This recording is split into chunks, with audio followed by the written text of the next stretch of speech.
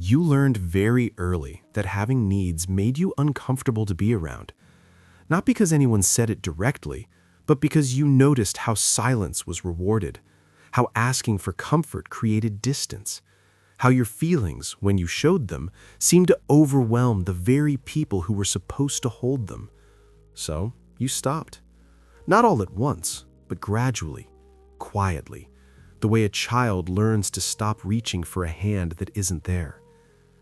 Today, people describe you in words that never quite fit: independent, low maintenance, easygoing, the one who's fine.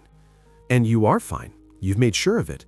You've built a life where needing others is optional, where you handle things alone, where asking for help feels foreign, almost wrong, like a language you once understood but have long since forgotten. But here's what people don't see. They don't see how you prepare yourself for rejection before every small request, how you rehearse asking for help, then decide against it, how you apologize preemptively for taking up space, for having emotions, for simply being human in front of another person. They don't see the exhaustion of managing everything alone, the quiet loneliness of being surrounded by people who don't actually know what you feel, the strange grief that surfaces when someone does try to care for you, because a part of you doesn't quite trust it, and another part doesn't know what to do with it. You've become so good at needing little that most people assume you need nothing at all. And sometimes, late at night, when you're honest with yourself, you wonder if you've started believing that too. Patterns like this don't appear from nowhere. They're learned, practiced, perfected, often over many years, in an environment where emotional needs were quietly, or not so quietly, discouraged. For many people who recognize this in themselves, childhood had a specific texture. Maybe your parents were overwhelmed themselves, working hard, struggling financially, carrying their own unexamined pain. There simply wasn't room for your feelings, not because you weren't loved, but because they had nothing left to give. Maybe your emotions were met with discomfort, a sigh, a subject change, a gentle but clear message that your sadness, your fear, your need for comfort, it was too much, too heavy, too inconvenient. Maybe you learned that being good meant being quiet, that being easy meant being left alone, that the safest way to exist in your own home was to take up as little emotional space as possible. Over time, you adapted. You became hyper-aware of other people's moods, watching, monitoring, adjusting yourself to keep the peace.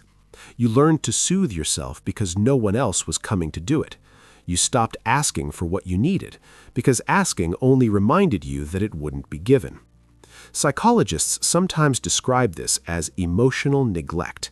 Not what happened to you, but what didn't happen. The attunement that wasn't there, the comfort that didn't arrive, the mirroring a child needs to understand their own inner world, reflected back by a caregiver who simply wasn't able to offer it. And here's what's important to understand. This wasn't weakness. This was intelligence. A child who notices that their feelings create distance is not broken. They're adaptive. They're solving a problem. They're surviving an environment that couldn't hold them fully. They're learning, correctly, that safety lies in self-containment. The pattern kept you safe then. It's just that now, in a different life, it keeps you alone. Price. And because you've carried it so long, you may not even recognize what you're paying. There's the exhaustion. Not physical tiredness, though that can be there too, but a deeper fatigue. The weight of managing everything internally, processing alone, deciding alone, carrying alone. It's the exhaustion of being the only one who holds your own emotional world. There's the loneliness of being fine. You can be surrounded by people, friends, partners, colleagues, and still feel fundamentally separate. Because being seen as the strong one or the independent one creates a strange isolation. People stop checking on you. They assume you don't need support. They direct their care toward others who seem more obviously in need. And you've become so practiced at appearing okay that you've made yourself invisible to the very comfort you might actually want. There's the difficulty with receiving. When someone does offer care, something uncomfortable stirs in you. You might feel suspicious, wondering what they really want. You might feel indebted, like you now owe them something in return. You might feel suffocated, unaccustomed to someone being emotionally close. You may even find yourself pulling away from people who genuinely want to see you, because being truly seen is unfamiliar, and unfamiliar to a nervous system shaped by emotional absence can feel unsafe.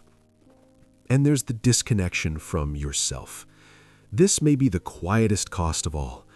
When you spent years learning not to feel what you feel, something happens. You lose touch. You stop knowing what you want, what hurts, what matters to you. You become skilled at caring for others, but strangely unable to care for yourself, because caring for yourself would mean acknowledging needs you learned were unacceptable.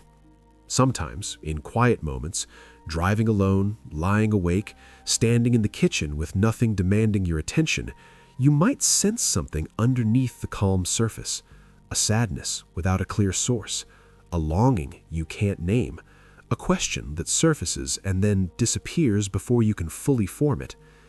If I stopped being the strong one, who would I even be? If any of this feels familiar, here's what deserves to be said clearly. You are not too much. You were just in an environment that couldn't meet you. And a child who isn't met doesn't stop needing. They stop showing their need. That's not a flaw. That's survival. That's intelligence. That's a young nervous system doing exactly what it needed to do to make it through. You were not broken because you struggled to receive. You were taught through thousands of small moments that your needs were inconvenient. Of course, receiving feels complicated now. Of course, trust doesn't come easily. Your caution is not a character defect. It's evidence that you learned the lesson your early life taught you. The self-reliance that once protected you is not proof that you're unworthy of care. It's proof that you're adaptable, that you're resilient, that you found a way to keep going when the emotional support you deserved wasn't available. What protected you then is not what has to define you forever. And simply seeing this, simply recognizing the shape of what you've carried, is not nothing. It's the first quiet shift. The moment you stop assuming something's wrong with you and start understanding what happened to you. So I'll leave you with a question, just for your own reflection, not for anyone else. Were you the child who learned to need less so others could love you more easily? Not because you were asked to, but because somewhere along the way you understood that being small, being quiet, being fine was the safest way to be? If that question stirs something in you, you're not alone in that. This pattern didn't appear overnight, and it won't disappear overnight either. Healing, if that's even the right word, isn't about suddenly becoming someone who needs openly and easily. It's slower than that, gentler. It's noticing when you minimize your own needs and pausing just for a moment without judgment. It's letting someone see a small piece of your inner world and surviving their attention. It's learning, gradually, that being known doesn't have to mean being overwhelmed, that your feelings are not too heavy for the right people, that the version of you who learned to carry everything alone, that version was brilliant and strong and deserving of immense compassion, and that version also deserves, finally, to rest. Sometimes, healing begins simply by having words for what you've carried, by understanding that your independence was never the problem. It was always your intelligence, finding a way through. You're not broken for needing less. You're human, learning that it's safe to need again.